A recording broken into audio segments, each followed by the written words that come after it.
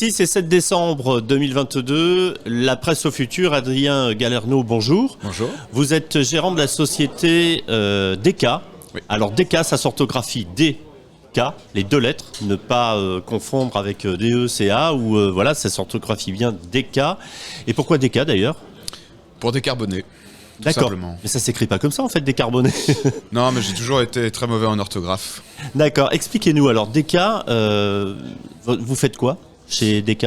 Alors DK, c'est un outil de pilotage carbone de la communication et du marketing en modèle SaaS. Donc l'idée, c'est de pouvoir mesurer, diminuer et piloter l'empreinte environnementale des offres et services du secteur. D'accord, donc un annonceur qui va communiquer, évidemment on en parlait tout à l'heure hors antenne, on citait l'exemple de Renault, on peut le dire, le budget de communication de Renault est colossal, et effectivement l'empreinte carbone elle est forte. Oui, tout à fait. Effectivement, pour reprendre cet exemple, donc l'idée étant que Renault voulant faire des communications multicanales, donc aujourd'hui il y a du digital, il y a du print, il y a de la TV, de la radio. On est là pour leur proposer un outil de calcul, de mesure de cette empreinte. Déjà une première étape de fait qui va permettre de hiérarchiser au maximum aussi quels sont les éléments les plus impactants et du coup de pouvoir voir un petit peu les plans médias, comment éventuellement restructurer certains points. Et puis derrière apporter un maximum de recommandations, d'éco-recommandations, de façon à ce qu'ils diminuent avec leurs fournisseurs l'empreinte de ces campagnes. Pour l'instant, vous ne vous adressez pas directement à l'annonceur. Tout à fait. En fait, dans un premier temps, on est vraiment auprès des régies et des éditeurs. On commence à s'adresser aux agences. Donc en fait, à ceux qui font la pub, ceux qui font la com, pour voir quelles sont les problématiques et les contraintes aujourd'hui sur la conception de tous ces éléments et de pouvoir du coup transmettre des éléments d'éco-conception vraiment tangibles et activables pour les annonceurs demain. C'est quoi leur intérêt ? Alors, Au-delà du côté éco-responsable ? Alors les intérêts ils sont multiples. Aujourd'hui, il y a un intérêt commercial de pouvoir se démarquer un petit peu avec des offres plus respectueuses. Donc il y a une vraie demande aussi de la part donc des annonceurs. D'un point de vue réglementaire, ils sont obligés de commencer à activer tout ça. Des consommateurs aussi. Donc il y a une image de marque qui peut être qui est importante aussi là-dessus. Et puis il y a de plus en plus de politiques d'achat qui contraignent finalement les fournisseurs médias à concevoir des communications plus responsables et de pouvoir communiquer là-dessus auprès des annonceurs et de leurs clients. L'intérêt aussi de DK ici, c'est que au-delà du résultat factuel qui va être finalement la conclusion des bilans carbone que vous faites, il y a un accompagnement aussi derrière avec des solutions qui sont proposées. C'est ça aussi la force. Comment on se positionne chez DK ? Qu'est-ce qui vous permet d'arriver dans cette position de dire ce serait mieux d'agir de telle ou telle façon ? Quelle est l'expertise justement chez DK qui permet ce statut-là ?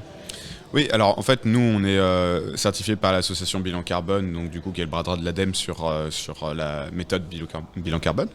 Donc, on a une rigueur scientifique qui est approuvée. L'idée derrière, du coup, c'est de voir toutes les actions d'éco-conception qu'il peut y avoir eu déjà mis en place à droite et à gauche, de pouvoir quantifier la pertinence en termes CO2 de ces actions-là. Et puis, lorsque c'est pas toujours possible d'avoir il y a beaucoup d'éléments en fait de solutions. On le voit ici d'ailleurs dans le salon qu'il y a des nouvelles technologies qui arrivent, des nouvelles solutions. L'idée c'est de pouvoir travailler conjointement sur l'analyse de ces nouvelles solutions et voir si elles peuvent avoir concrètement des impacts positifs sur les solutions finales. Comment on fait pour mesurer l'empreinte carbone d'une communication ? Alors ça c'est quelque chose d'assez complexe parce que finalement donc il y a l'analyse de cycle de vie serviciel. Donc qu'est-ce que ça veut dire ? C'est que lorsque tout ce qu'on fait finalement est scindé en 5 parties. Donc il y a l'extraction matière, donc je vais faire rapide parce que sinon effectivement... Oui, on va essayer de simplifier. On va simplifier parce que sinon on est mal barré. Mais du coup, l'extraction, le transport, la fabrication, le transport, l'usage et la fin de vie. Donc un produit, voilà, il fait un tour comme ça et que même un service finalement a toujours besoin de produits. Ici on a du coup des micros, même si on fait un service du coup antenne, on va avoir systématiquement tout ça. Et donc l'idée, ça va être de pouvoir sur toute la chaîne de ce service mesurer point par point quel est son impact CO2. Après vous faites une addition en fait. Et après on fait une addition, voilà, exactement. Mesurer, diminuer, piloter, c'est les 3 mots-clés que vous nous évoquez de DK. La mesure de par ce bilan carbone, la diminution de par vos conseils, et le pilote, c'est aussi la marque de fabrique de DK, être capable de suivre sur toute la ligne justement cette empreinte carbone. Ouais, complètement. En fait, c'est vrai que donc les données qui sont transmises par nos clients leur appartiennent, sont anonymisées. On n'y touche pas. Nous, derrière, en fait, on va avoir de la donnée sectorielle qui va nous permettre demain, quand on aura un peu plus de données d'historique, de fournir d'une part des médianes sectorielles. Donc, est-ce qu'on est voilà, je m'appelle Ouest France, Centre France ou un autre va se retrouver à dire bon, est-ce que je suis bon, je suis pas bon par rapport au secteur, et là il va pouvoir se situer, se jauger exactement, et puis établir au sein de l'entreprise des stratégies et des trajectoires carbone dans les pôles RSE. Donc vous allez profiter de ce salon pour aller chercher de nouveaux clients dans le secteur de la presse, des médias, puisqu'on parle surtout des médias dans leur globalité, pour essayer de les sensibiliser donc, et essayer de travailler avec eux. Oui. Donc sur des secteurs qui étaient pour l'instant peut-être pas encore explorés par DK, ou en tout cas des annonceurs qui n'étaient pas encore approchés. Oui, alors on a déjà un pied dans le secteur parce qu'on travaille avec un bon nombre de la presse quotidienne régionale à travers la Régie 366 notamment. Mais effectivement, c'est pour se rapprocher davantage de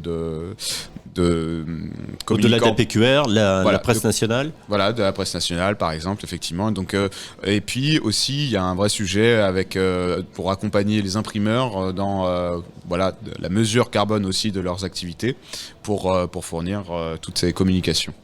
Adrien Galerno, merci. Je rappelle que vous êtes le gérant de la société DK et vous êtes effectivement présent sur ce salon de la presse au futur, édition 2022. On peut vous retrouver sur le stand R09.